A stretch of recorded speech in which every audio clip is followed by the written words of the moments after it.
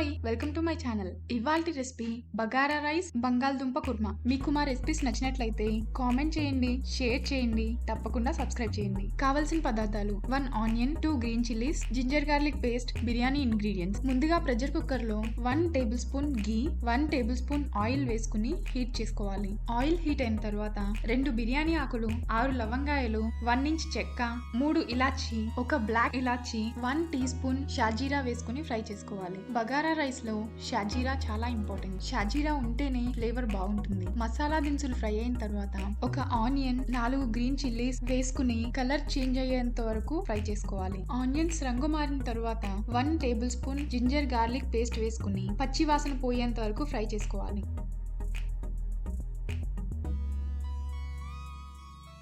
ఇలా ఫ్రై అయిన తర్వాత రుచికి తగినంత ఉప్పు, గంట సేపు నానబెట్టుకున్న కప్పు రైస్ వేసుకుని 2 మినిట్స్ ఫ్రై చేసుకోవాలి. ఇలా ఫ్రై చేసుకోవడం వల్ల మసాలా రైస్ కి పట్టి టేస్ట్ బాగుంటుంది. గంట ముందు నానబెట్టుకున్న బియ్యానికి అయితే 1 కప్ రైస్ కి 1 కప్ వాటర్ వేసుకోవాలి. రైస్ నానబెట్టకపోతే 1 కప్ రైస్ కి 1.5 కప్ వాటర్ వేసుకుని 3 విజిల్స్ వచ్చేంత వరకు ఉడికించుకోవాలి. ఒకవేళ నార్మల్ గా ఉడికించుకోవాలంటే 1 కప్ రైస్ కి 1 కప్ అండ్ 1/3 కప్ వాటర్ వేసుకోవాలి. ఈ మెజర్మెంట్ లో మీరు రైస్ కుక్ చేసుకున్నట్లయితే పొడి పొడిగా వస్తుంది.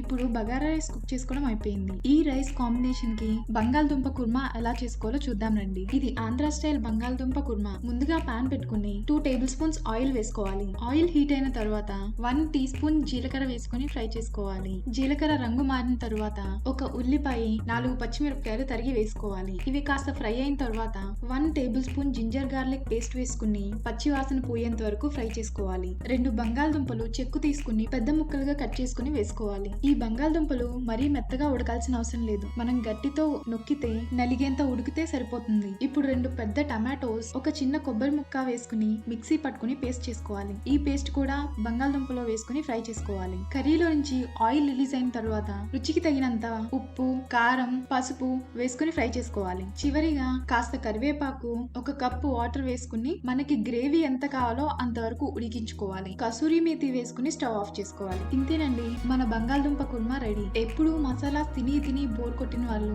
ఇలా ట్రై చేయండి, చాలా బాగుంటుంది. చిన్నపిల్లలు కూడా చాలా ఇష్టంగా తింటారండి ఈ రైస్. ఇంకెందుకు ఆలస్యం, మీరు కూడా ట్రై చేసి మీకు ఎలా కుదిరిందో నాకు కామెంట్ చేయండి. Hope you enjoy. Thank you for watching.